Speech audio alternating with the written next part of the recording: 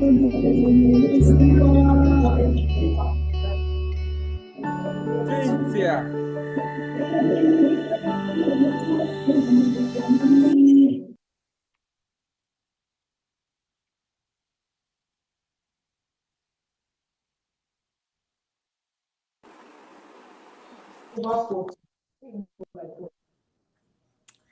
Hello, everyone. Welcome to the session. I'm so glad and happy to be here today, and I'm so glad you guys could join us. My name is Arnie Madhog, and I'm coming to you from Tampa, Florida, the U.S. I'm a campus director at the University of South Florida. So, as we wait for everyone to join in, I would like to invite you all to turn on your cameras if possible. And I would also invite you all to share your name, country, university in the chat box. And feel free to connect on chat, leave some socials, your LinkedIn. And yeah.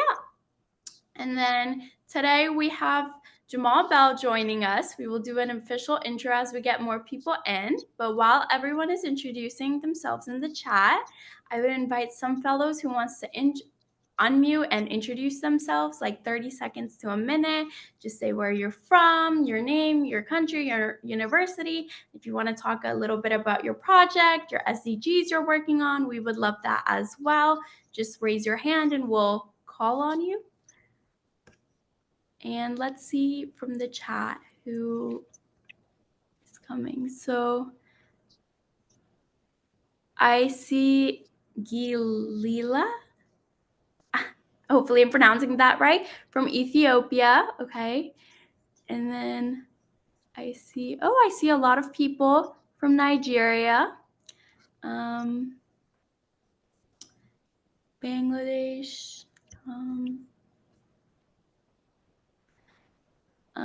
Who else do I see? Nigeria, the US, Kenya. Okay.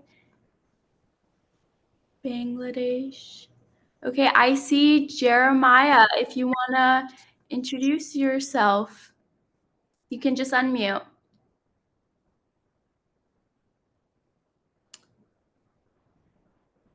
Or can you unmute? Or yeah, there you go. Hello, I am Jeremiah from Papua New Guinea. So I'm currently studying at the University of Papua New Guinea. So Okay. my campus director is Joseph Patending. So, yeah, my project I have initiated is to carry out health awareness communicable and non-communicable diseases around Papua New Guinea. It's the capital city of Papua New Guinea. Yeah. Okay, well, thank you so much for sharing. Anyone else? Let's see who we have. We have people from Uganda. Okay. Wow. We have. Okay.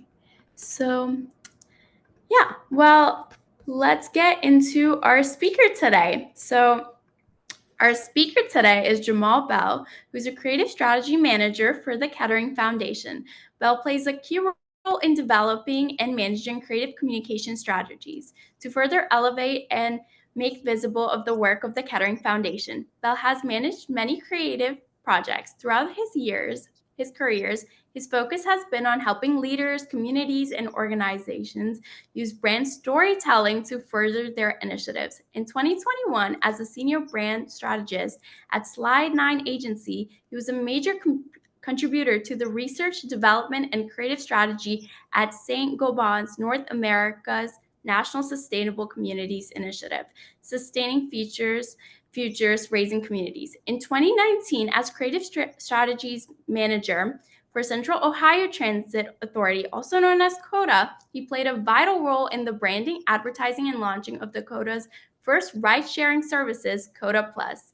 As communications director at the Kirwan Institute of the Study of Race and Ethnicity, he directed the award-winning documentary Free to Ride and a film presentation of a reading of the letter from Birmingham Jail. Bell's professional work aligns with his community service. He has served in board roles at Mental Health America of Ohio and Catholic Social Services. Further, he has served on many community organization committees for United Way of Central Ohio and the Women's Fund of Central Ohio. Bell is a veteran of the United States Navy. He holds a Bachelor of Science in Public Relations from Ball State University, an MA in Communications Management from the University of Southern California, and an accreditation in Public Relationships. Well, relations. Without further ado, the stage is yours, Jamaal. Sorry, I gave you too much to read. Thank you so much, MCN and the United Nations Academic Impact for launching this Millennium Fellowship. I'm so excited to have an opportunity to talk to the Millennium Fellows. When I was first introduced to you guys, I didn't know something like because it wasn't on my campus or I didn't see it like that. And I think at that time it wasn't created yet when I was on campus. So if there was something like this at my Ball State campus, I would have been all about it because we did have service projects at my university, but they were all local based, and it was called raising future communities, where they were trying to influence Ball State students to care about Muncie, Indiana, and not just be a student there. And so we would, and since I was in PR and marketing, majority of my work was while people were doing the service projects, how can I tell the story of that service project and what it means to the community, and also to make it look native and not necessarily these outsiders coming in to fix the community.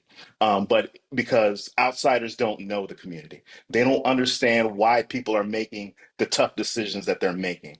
And sometimes they don't understand that regardless of people's beliefs or attitudes, they will still make a decision against those, either just to get by, to make life a little easier that day, or this is what I have to do to protect my family or to keep my family together so we can move on to the next day or the next hour or to the next minute.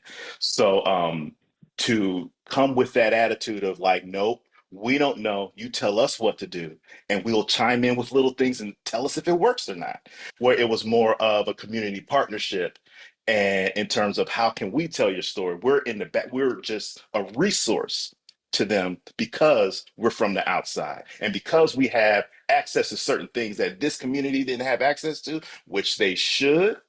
Then we needed to act as if they should already have this access, and we shouldn't act like we should be gatekeeping this access. So it was like even the attitude going into service as an outsider can't be I guess you could say, an archaic missions attitude, where you're coming in with your own beliefs, saving this community, and your beliefs are the best beliefs, and we're going to find a way.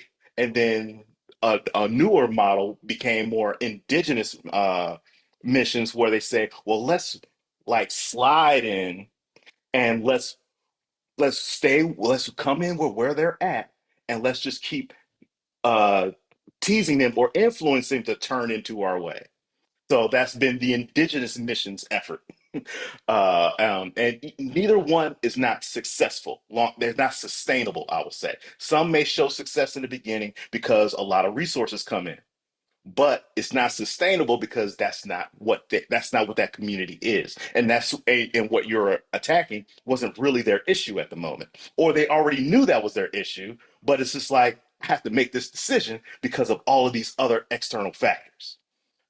So when I started getting from a creative perspective, I said, okay, let me, I know information is the most important, and you have to be able to show the nuance of things because the community will know in your storytelling if you know what you're talking about. And they're going to see what you showed on video, what you took a picture of, who you talked to. They're going to know everybody. And they're going to say, well, why did you talk to that person? You know that person is this, and that. Well, why did you take a picture of that? What are you trying to say? You see what I mean? So it's like all of that is very important in that storytelling. And the best way to be a storyteller is to be wrong. It's okay to be wrong because people will correct you. And if they correct you, then most likely they're going to correct you with the truth, and they're going to be passionate about that correction because they don't want you to get it wrong. So that becomes in the storytelling moment the best time to disprove and eliminate stereotypes. Ask those questions like, is this true? Is this true? And let them tell you, no, that's wrong. This is what it is. I'm like, oh, okay. So now you can eliminate that and you can start to understand why people make decisions. So I'm going on too long because I can get rambling, I can get caught up in my box. But thank you so much. I really want to open it up for questions because I know I'm gonna be talking through the questions too. So yeah, thank you. For sure. Thank you so much for that information. Now we'll move on to the Q&A section. I would like to invite the fellows online to put your questions in the chat or raise your hand if you would like to ask in person. But I'm going to start off with the first question. So the documentary you directed, Free to Ride, showcased how community-driven and community-led initiatives paved the way for actual change being made. As fellows, we're just figuring out how deep of a role structures play in perpetuating inequalities and injustices in our community. What advice will you have for us on how to tell stories of our community that highlights the need for structural changes but is still rooted in the lived experiences of their everyday lives? Mm. Well, first, I would say the most important thing to do is gather as much information as you can. Like, for example, if there is a certain policy that you're trying to change or influence change, or if there is a certain project that you're trying to build, or a certain resource or tool set that you're trying to build for that community, the best thing you can do is gather research in terms of why it hasn't happened, what has been the barriers, and then why people have made decisions to keep that a barrier. Like somebody or something must be benefiting from it not being created. So understanding what is the benefit for someone else of certain structure, certain resource, tool set, policy not being edited or created, why?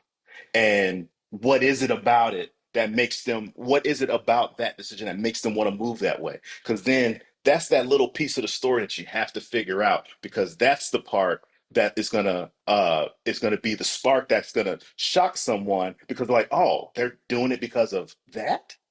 And then because it could, especially if it's ridiculous, if it's a ridiculous reason, now you've taken that little piece that's been such a barrier and you turned it into a ridiculous piece where people are like, why are we going through it like this? And I think understanding all those different pieces of why people are making decisions, who benefits from something uh, um, that could be controversial to someone else, but is a need for someone else. And I know with Free to Ride, they were just trying to get 3 bus stops into this community, because a whole side of the community on the west side of Dayton, Ohio, could not access jobs on the other side of town. So, according to our U.S. laws, it's discriminatory to bar buses from a community if you live on another side of the community. Because what they're saying is those people on the west side, we don't want them here, and we don't want them to have easy access to our community. So therefore, we're going to bar buses from coming into our community. So that way, those West Side folks don't come in our community. And but those West Side folks were coming into their community because that's where all the entry level jobs were, and all the service level jobs were, where they were trying to get, because on their side of town they didn't have those service level jobs. And it took 2 years to get 3 bus stops. But the way they had to do it was put the government on the spot in public, and ask them, are you gonna do this? Are you gonna add bus stops? And when they said no, it's already unlawful to say no, at least in our rules. So now it's like, that's what we needed. Now they're willing to break the law. So what that group did was, we are gonna follow the law all the way until they break it. Because once they break it, there's no going back for us. We gotta keep moving forward. So the thing is they, every step that that community organization took, it was always based on, we can't turn back. There is no turning back because we already did that already. So if it's, we follow the law, we fill out the paperwork, and then we go to the meeting and they tell, and we did everything right. Everyone says, yeah, you're in compliance. You're right. You can have these bus stops. And then the city says, no, you can't have these bus stops. Wait a minute, that's unlawful. We followed all the rules. We did exactly what you said. We added these things, and now you're still telling us no? Okay, now we can't do it legally anymore because we tried that already. So now we're gonna hit the streets. Now we're gonna disrupt, and we're gonna accept the penalty for disruption because there's no turning back. We can't do it the right way anymore because we tried that. So, being it, but knowing that and knowing that that happened made it easier for that group to say, we're just gonna have to keep moving forward because we can't go back. And so, therefore, they knew that as far as the government, they was like, man, they're going to be here every day. And there's nothing else we can do except say yes because we were unlawful. So that group said, you know what? Since they're going to stall us, we're going to call the federal government and tell them to come investigate. And then it took that investigation and told them whether they cared about those people on the west side, they still didn't care about them. They still didn't want them in their community. But those attitudes and those beliefs didn't matter because the law says it's unlawful to bar people from your community. And that was the thing that that group focused on because they knew they couldn't change their minds. They couldn't make them better people. And they said, but you know what? We can still get our community over there so they can have those jobs. And so it's like sometimes from a communications perspective and a storytelling perspective, you got to know who you're going up against. Because if you're trying to change their hearts and your whole motivation is to change hearts and minds, and they are not budging on that, then you spent all this resources and all this time pretty much speaking to the choir, the people who do care about you. But if you say, you know what, I'm not even talking about that. I don't care if you care about the people, but you know what, you can't do that. That's illegal. You can't do that. And you know what? We're gonna go each step of the way, and we can't be pushed back because we tried it your way, and you rejected us in your way. So that's a long-winded question to really say, really study that local community that you're in and understand why people are making decisions, not just the people that you're trying to serve, but all the people that may be against the people that you're trying to serve or who are administering services to the people that you're trying to serve. No, yeah, thank you for that response. And I do agree. You should know kind of who your audience is and Mhm. kind of see if they're, gonna be supportive or they're just kind of like they're not worth it for that. But yeah, well, the next question I have is as you look at media and communication today, with how rapidly the modes keep changing, how are you looking at this space now? And how do you think within the current climate of unequal globalization and connectivity, as young leaders, we can explore telling the story of our work and community effectively? Okay. So I will say we do have a lot of digital media, and digital media is great and it's one of the best tools to use. But I will say the biggest, I guess you say, weakness of digital media can be is a lot of times we put our content on other people's spaces. So we look at them as they're advocates for us because, hey, Facebook allows me to put this up there. I'm going to put it on Facebook, and you think it's your page. It's not. It's Facebook's page, and they're allowing you space to access it. They can take that away anytime they want to, and they can delete your content anytime they want to. Yeah, they have policies, but hey, things can happen.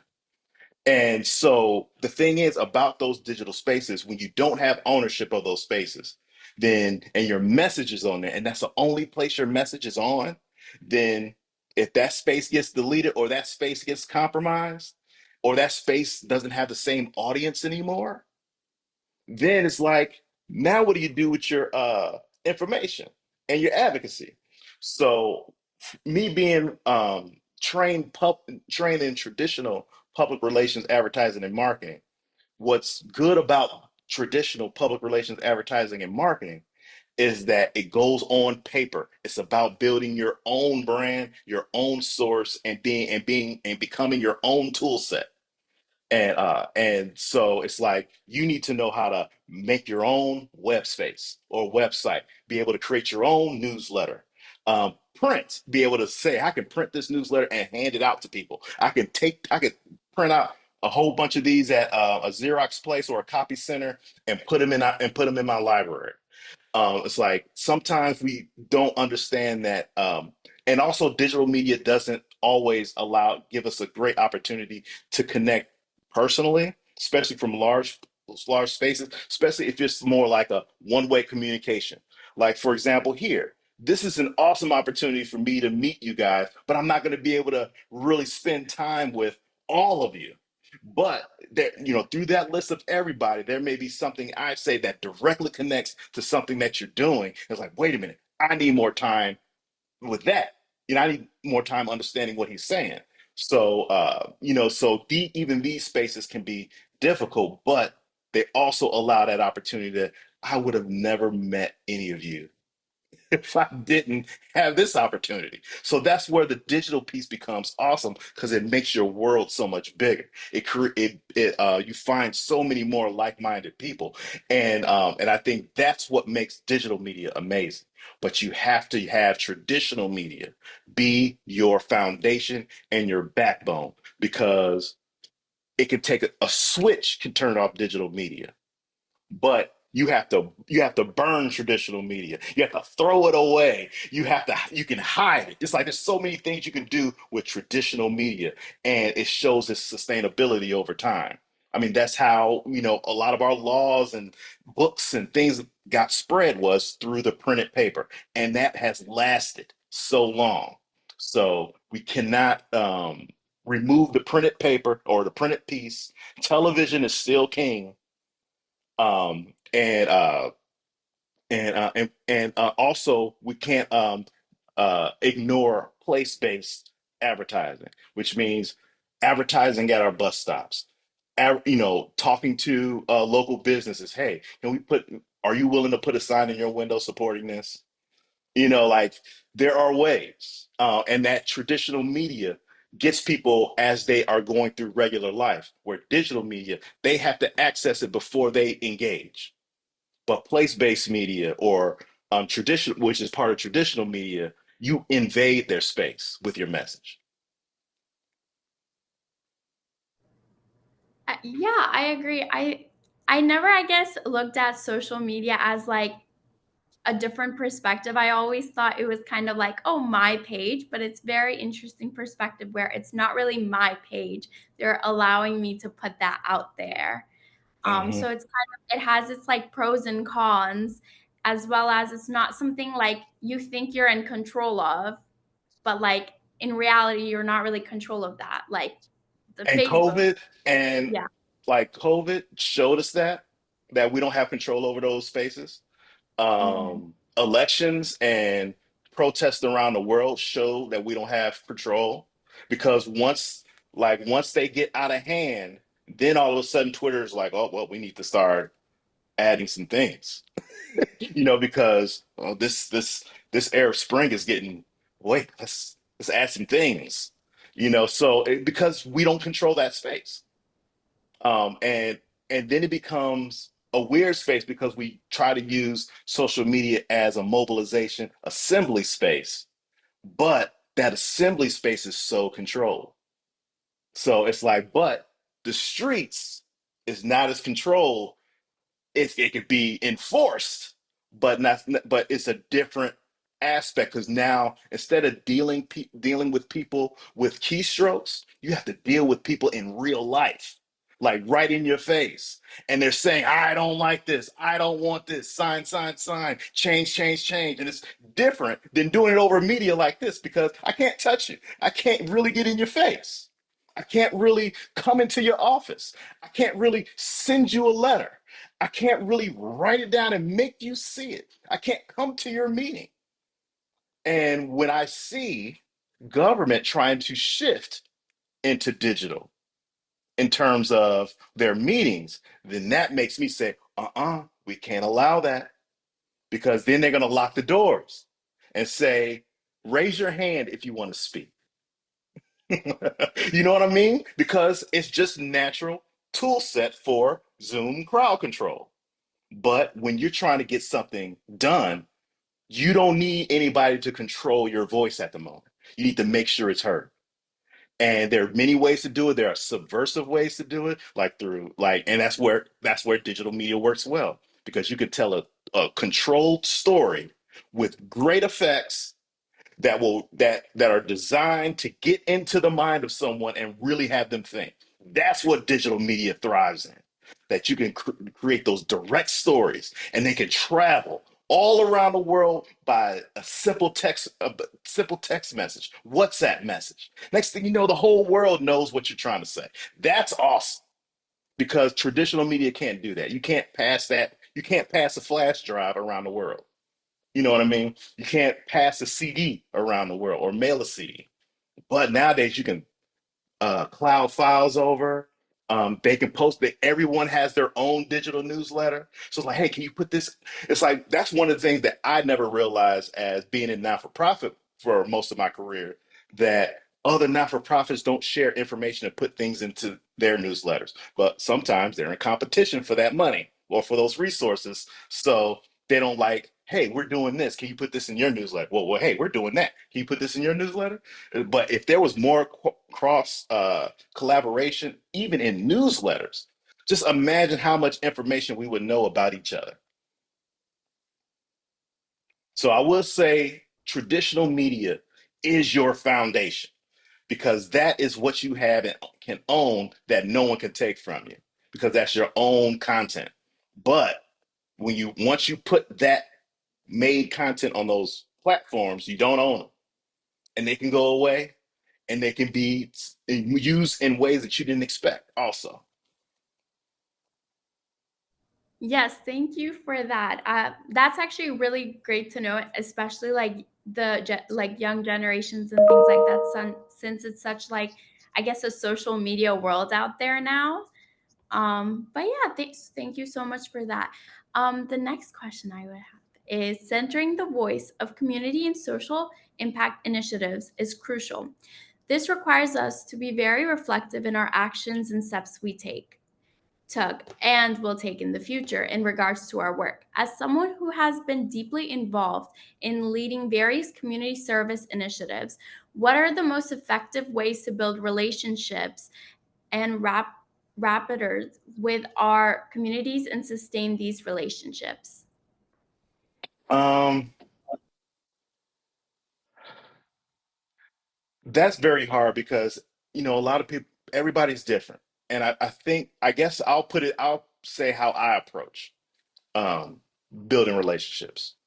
Um, if I know I'm about, like, when I was going into Dayton to do this documentary, I wasn't from Dayton, Ohio. I didn't know much about Dayton, except that it was a town that existed. And so before, I went to Dayton, all I did was like, okay, what's Dayton all about? I read their newspaper. How do they talk about themselves? That's very important. How does the community talk about itself? Um, and how does it respond to other people talking about them? Because then you can know how to approach them, because it's like, they talk about themselves this way. So maybe I want to bring that into the conversation so they can see that, hey, I understand a little bit. Can you tell me more?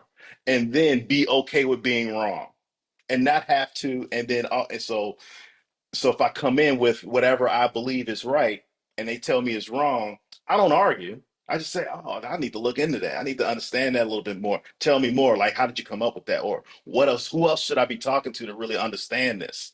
Because they will lead you to more relationships, especially if you say, I don't know, but this is what I do know. And then it's like, oh, I'm wrong. Oh, I don't got this right. Then who else should I be talking to about this? Because I don't know. So it's like, being humble with that you're an outsider, and let them invite you in.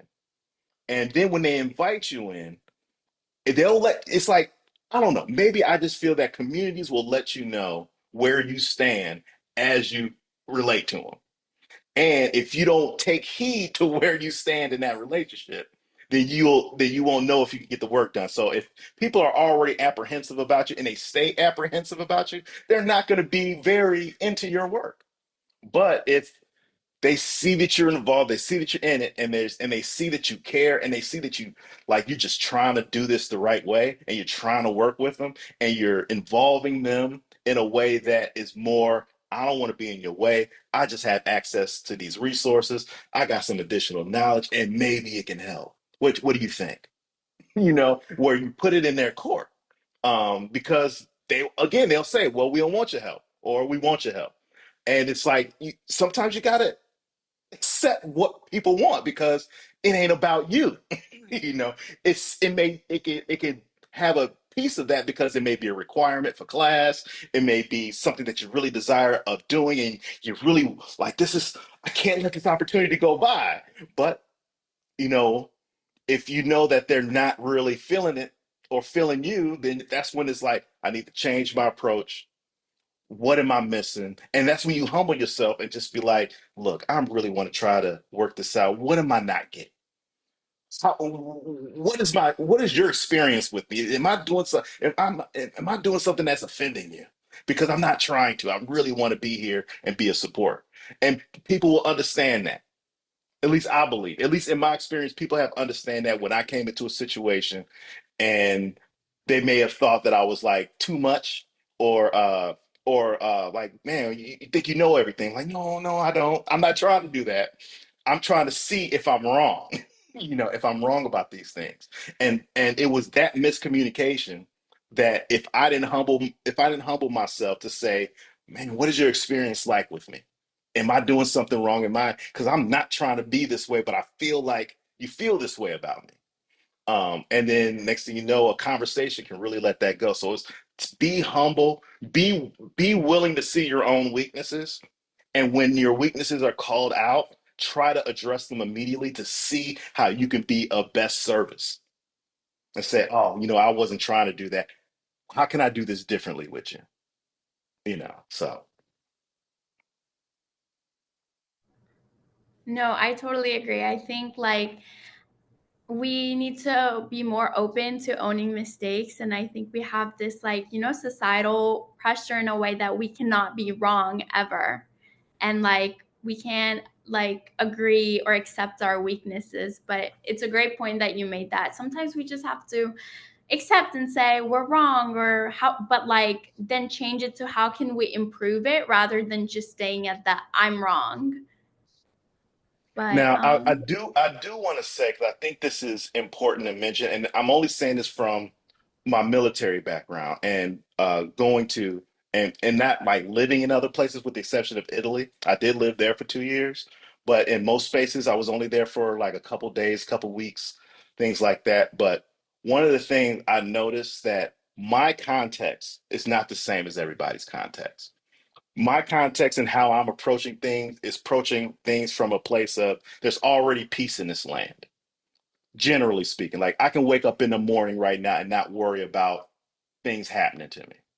And so that perspective is coming from a peace perspective, where it's like people are trying to get along, trying to be civil, and you're trying to civilly get through things.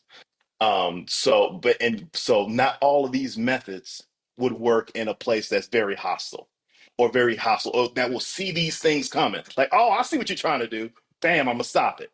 So it's not, so it doesn't come from that that's a different role to play, and a different way to tell stories. And that's sometimes more guerrilla tactics in order to tell a story, where it's like you have to be more subversive with your communication techniques.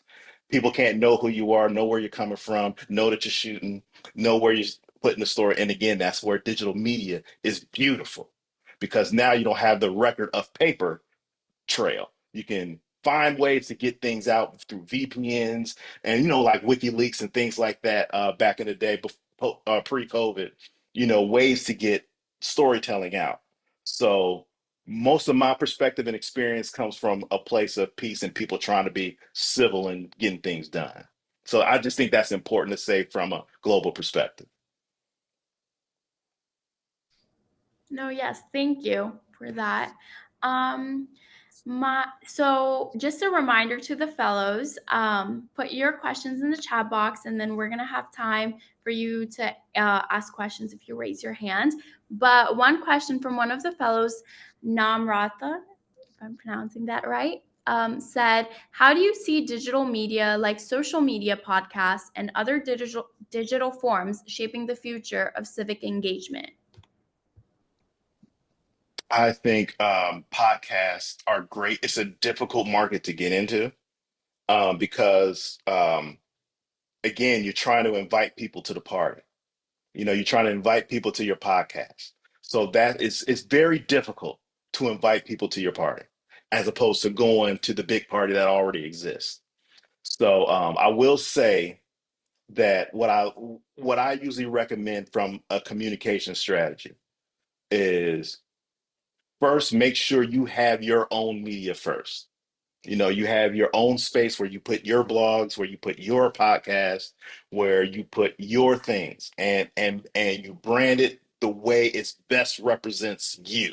So it is you telling your own story without anybody involved, no Facebook, no Twitter, no nothing. And so that's where your house is. So your house is there. You always have a party at your house. You got so much information, you got so much podcast or blah, blah, blah, right? You got your information, you got your house. But the party is happening on Facebook.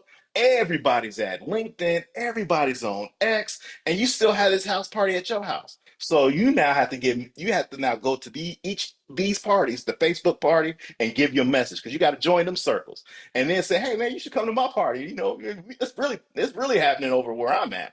And then you have to go to X and say, "Hey, I see what y'all doing over here. Oh, you should come to my party." Because now you're meeting other people who are like-minded, and you're inviting them to your party. And then you use those digital platforms as those are the club. That's the club.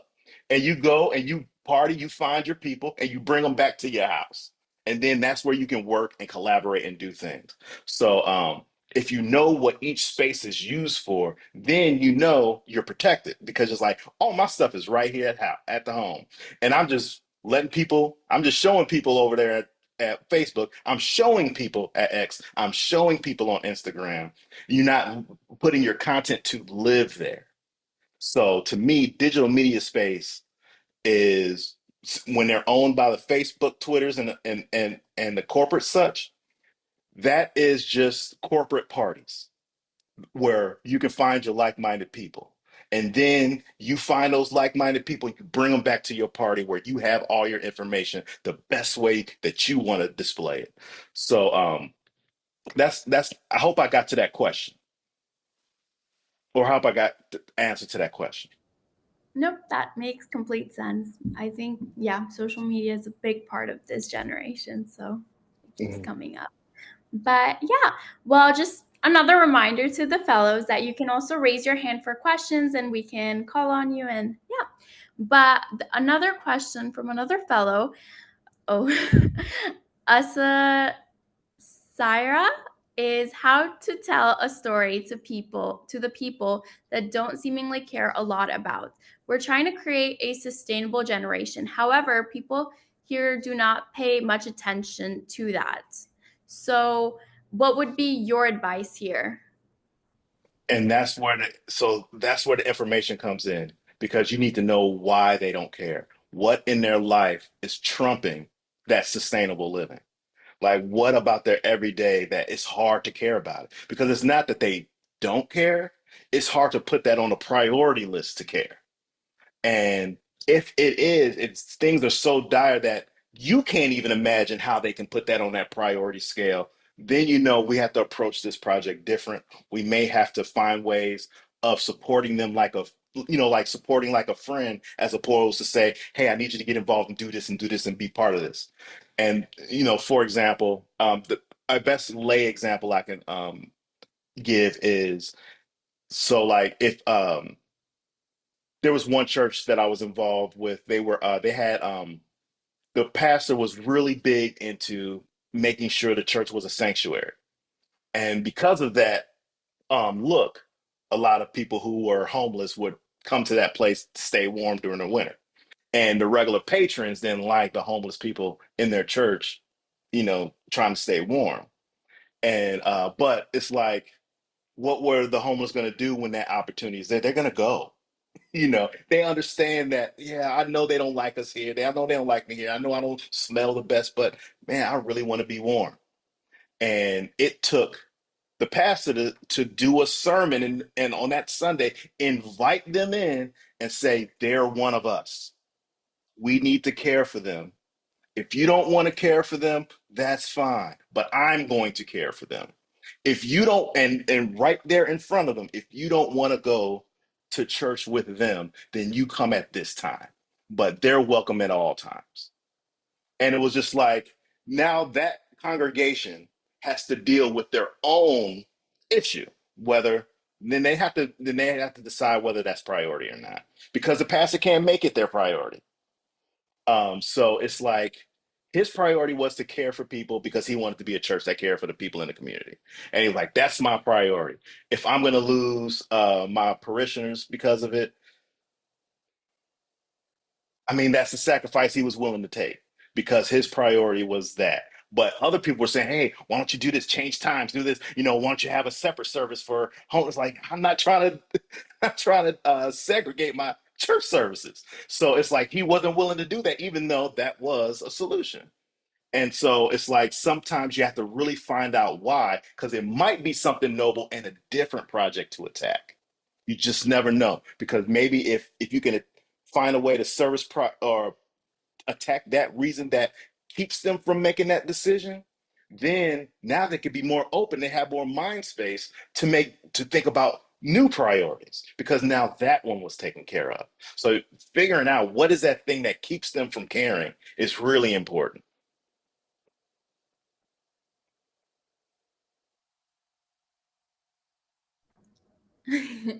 Well, thank you for that. So it's kind of just all about what your priorities are and where your values lie, I guess.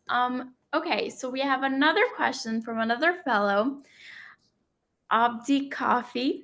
What is your advice on for those who fear public speaking, and what is the one thing from our experience that could make them good public speakers? I know a lot of people aren't going to like this, but the the how I overcame my public speaking was I talk to myself. I talk to the mirror. I look at myself talking. I'll talk to Zoom. Like I'll just like act like I'm on a Zoom call and talk to just to see how I look, to see how I react, and just to and record myself. And when you do that, there's no one judging you but you. So there is so and you're gonna be probably a harder judge than yourself, but nobody else has to see it. And so it becomes a way that you can practice and improve on yourself because you know what a good speaker is. So you'll know from looking at yourself if you're improving or not. So I really highly recommend, talking into a mirror, talking to Zoom, talking to a webcam, and like and practice like doing a presentation, um, because that way at least you can have in your mind, I already know what I look like when I present. Because sometimes that's what messes with us. Man, what do I look like? Am I looking weird? Am I doing something crazy? Or am I sweating? Am my hands going, am I staying in the right place? Am I looking where I'm supposed to be looking? Or am I staring into the sky while I'm talking? So, when you do it over video, you can really see your weaknesses. So talk to yourself. Yeah, I would agree with that. I do a lot of like looking at the mirror or like just recording myself, and I'll just be like super hard. I'll be like, what was I doing here? And then But what another cool thing is you'll find out the facial expressions that work for you and that can work for your audience. So now you can start when you speak, you can start to make those facial expressions where it's like, you see what I'm saying? You understand what I mean? Where people can react to it because they'll start to do like, I think I do. I think I do. So and sometimes when you know you're gonna stumble on a word, or you know that I'm about to stumble on this, you can use a facial expression to like cover that or like, what you see, you gotta really understand. So it's like so you learn that about yourself looking through the mirror. So nope, yes. I remember I used to be a very shy person and I couldn't barely speak. But yeah. Um, Another question I have for you is building relationships with varied stakeholders becomes important to sustain our products long term. What has been your experience with building ties with public institutions, private stakeholders, and NGOs? And how do you ensure the voice of the people is always highlighted and any collaboration with is representative of that? I would say work for the mission. Um, if you want to partner with an organization, look at their mission and look at their vision, like what they hope that the world will be, and then look at their mission and how they're going to try to accomplish that.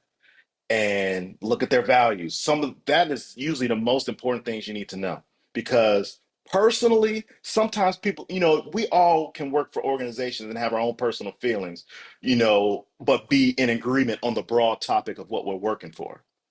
And so if we get caught up in individual relationships as we're, collaborating with organizations, then that could be iffy. That because then what if that leader goes? Then you have no connection to that organization no more. So you have to build a relationship to its mission, to its values, to its where you're talking to them as if you're talk like if I was, for example, if I wanted to partner with the Millennium Fellows or Millennium Network, I would key in on what about me and what I want to do connects to their mission and vision and values and that's where the relationship starts. Like, do we align on our mission, vision, and values? Like, I think I can help you on your mission. There's things in my mission that is there for you, and your vision. Whoa, we want to do that too. We want to be part of that vision. Your value, I work that way. I believe in that. Yeah, you know what? I can work with that. Yeah, I mean, I'm not, but you know what? Yeah, we on the same wavelength and values. And now the conversation becomes different because now you can talk about projects, and now you can talk about sponsorship or support. But if you can't convince each other that you're aligned on the mission, vision, and values, then there it's always going to be like, I don't know, or I'll just give you a little bit just to get you out of get you out of the way because it sounds cute. It sounds like a nice project. Here, take a couple thousand, go do what you do. But if you can show and really illustrate like this project that we're doing, it aligns directly with your mission. And when it comes to companies, especially multinational companies, look and see what their corporate responsibility angle is, because that is something that's supposed to go beyond their mission and vision. And their corporate responsibility angle is what that company says it's going to do as a corporate citizen. So find those companies that it's like their corporate citizenship. They say they want to be this. They say they want to provide, I don't know, I'm just making up stuff. They say they want to provide clean water. They say they want to provide uh sustainable energy, things of that nature. Well, then call them on their bluff. Show them a strategy, show them a project that you're actually doing that and that you're aligned to say, see, we're aligned with your mission. Tell me why you wouldn't do this. Tell me what it is about us that makes you hesitant to say yes. So you can learn from them too, because they may say, you know what, you don't have enough support, or you don't have enough backing, or in order for us to give these resources, man, you need to have this, and that, and just figure those things out. So I would say when it comes to sponsorships, make sure you're connected with them on mission, vision, and values before you get involved with or ask for their sponsorship, because they may ask for you to do something based on their corporate social responsibility angle because they got to report their stuff out too. So being in perfect or being in best alignment with their mission, vision, and values, I think is the best way to develop those relationships because it's easy to talk to them if you're aligned. No, yeah, thank you. For sure, I think that is very important. If your vision and your values don't align, it would be hard working with other people. But I would just say, so based on that, how would you advise young change makers to incentivize collaborations in terms of sponsorship and fundraising? Hmm. Explain what you mean by incentivizing real quick.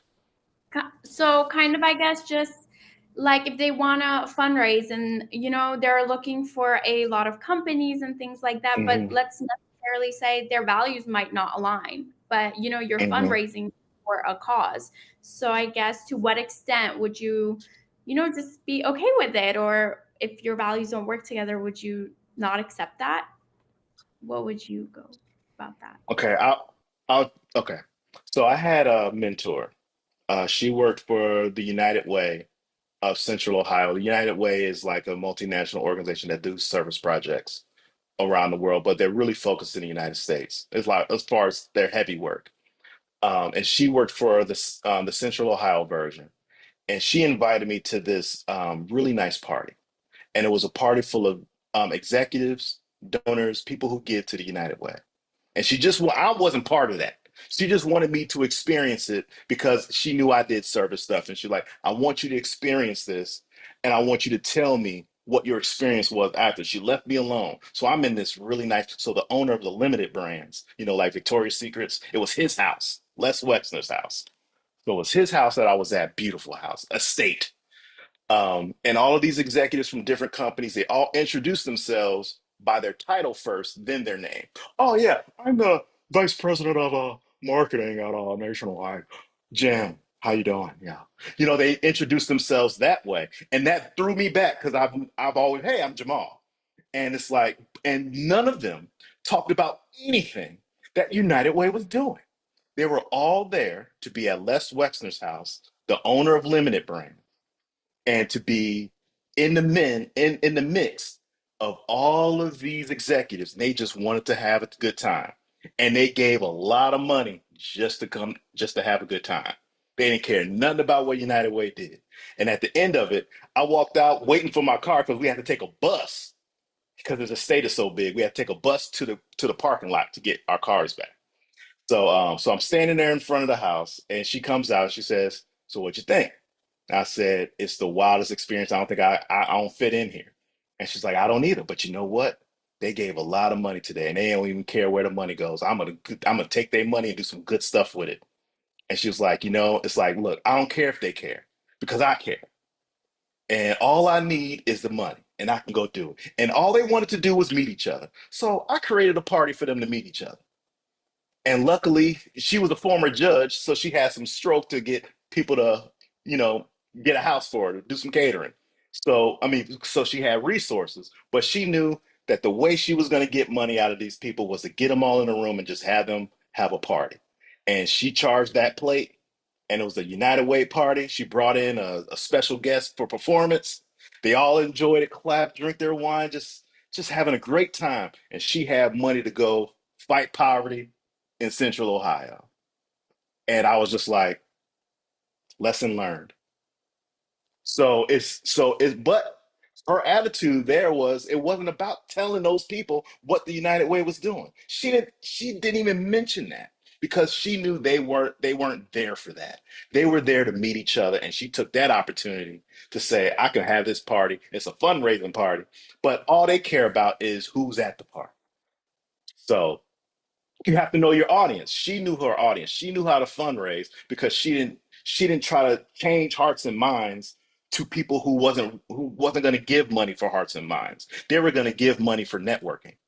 So create a situation where they can all network and they'll pay for it. So she created something for United Way that allowed her to get the money she needed without having to tell them sob stories because they weren't trying to hear that. And that's just the way it is sometimes. So it's just like you have to know your audience and not treat them as a bad guy, but just say, well, how can I motivate them? And it's like that's what I tell my like kids all the time. Like I don't tell them that they're in trouble. I'm like, you know what? I'm gonna motivate you. I'm gonna find a way to motivate you to clean your room or to keep your room clean. I'm gonna motivate you to keep your room clean. And I think that's kind of the attitude we have to have, even when someone doesn't align with our values. It's like, well, I'm gonna motivate you to give money to us. Let me find a way to what motivates you to give money. So, but that was a lesson learned from someone who was really dealing with corporate sponsors on a regular basis. Yes, thank you. And I do agree. Kind of just know your audience and their values and their motivations and kind of connect with them through there, even though you know where your values and beliefs are set. That makes sense. Mhm. Well, as we're running out of time, I would like to close out with one last question from one of the fellows named Shaker. When we try to put our SDG in public, in the local context, there comes a lot of answers from the general public that it's all up to the government slash state to put most of them into effect. So how do we approach state agencies and start good work for the good? That's difficult because that depends on the attitudes and how your state agencies are ran, employed, elected, and things like that. If there is any election that is the most important, it is your local election because they are the ones that affect your life today. Local elections are so important, and getting the right people, if you have to elect in those spaces, you have to be very cognizant that local is most important. Local will always trickle up, and also local is more sustainable. It's more easy for local communities to sustain a good system if they have one than depending on someone very far away to support your little town, or a little area. So it's very important. Local is so underrated, and it sometimes makes me upset because we'll pay it, like in the United States context, we'll vote for a president and not pay attention to our local politics, not understanding that our local politics dictate kind of who's going to be president.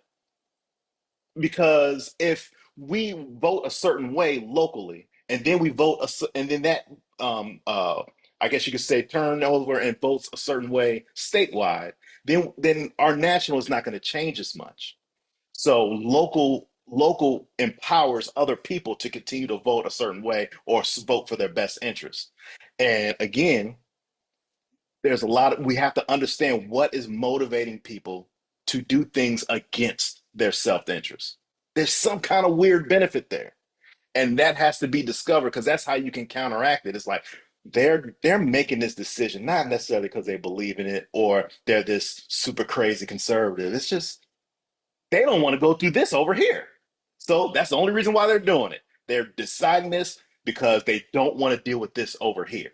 So if that becomes something that everybody's going through in that state where, man, if we make this decision, we're gonna have to deal with this person, we're gonna have to deal with this, we ain't got enough money for that, we're gonna have to go around and do this, we gotta work with this person, I can't stand working with this person, because people can get very personal on broad decisions, on decisions that affect everybody. And you have to find those things out because maybe it's just like, you know what, we're not going to change this person's mind. We need to elect him out of here. We need to, or we're not going to change this person's mind. We need to go through it and work with this organization. Because, like, even with Free to Ride, the natural um, company or the natural state department that we should have been going to was the FTC, Federal Transit Authority, or Federal Transit Commission, but we didn't, or FTA, Federal Transit Authority, but we didn't because Beaver Creek at that town, they didn't get any money from FTA. So they were like, I don't care if you tell FTA because we don't get no money from them. So their threats don't matter. So they went to an organization where they get most of their money from, Federal Highway Administration. Buses have nothing to do necessarily with highway, but the highways are the throughways to get to the town. So Federal Highway said, well, hey, in order to take this federal highway money that you're getting from us federally, you can't go against the Civil Rights Act because you're getting this money from the federal government because you are willing to uphold the Civil Rights Act. So if you're not willing to uphold the Civil Rights Act, we got to take this money away from you. That was a huge threat to the city because that was millions of dollars. And so they were like, well, they can have their three buses then. Didn't change their hearts and minds, but we went after their money. And the money is what made them change their mind, not because they felt a certain way. And we were lucky that the state was saying, hey, we're going to enforce this. The State Department, like, we're going to enforce this because, hey, they shouldn't do this. So we're going to go to their city council meeting and say, hey, if you don't change this, we're going to have to do an investigation. Do you really want us all up in your stuff? And it's like, nope, we don't. And that became the decision. Like, and who knows if there's something else that happened in the past that happened just like Free to Ride, where it's like, this is the reason that this is why they don't do anything else. So maybe there could be something like that from a past decision where that government is so scared to make decisions because of what happened in the past and like, nope, I'm not doing that. Nope. It don't matter. Yeah, I believe, yeah, I think you're right, but I'm not doing that. You have to find out what that is and find a way to mitigate that. No, I agree. I think sometimes we overlook the local communities. But yeah, well, thank you so much for being with us today and speaking today. Is there any, like final remarks or kind of advice you would have, as well as any way the fellows could connect with you if they wanted to, or anything like that? Yes, I am easy to find on LinkedIn. If you put Jamaal Bell, Dayton, Ohio, I'll pop right up. You can add me. So that'll be awesome. I'll put my email in the chat.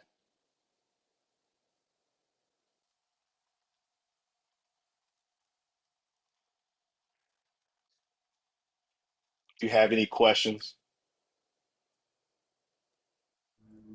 Well, thank you so much. And thank you, everyone, for taking out the time and joining and participating in the webinar today. And as we're closing out this webinar, I would just like to remind everyone for the upcoming Saturday networking and upskilling hour on October 4th at 8 a.m. ET. And then more information should already be on an email sent to you guys. And yeah, thank you so much, everyone. Have a great day. Thanks, everyone.